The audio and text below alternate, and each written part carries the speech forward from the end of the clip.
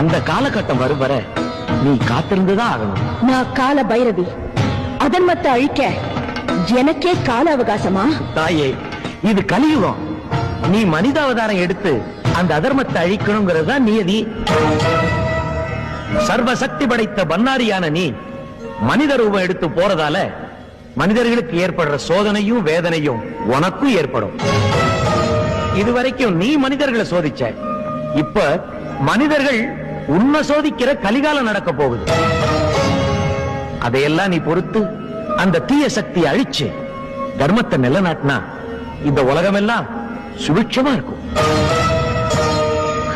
ஓம் சாந்தி, ஓம் சாந்தி, ஓம் சாந்தி.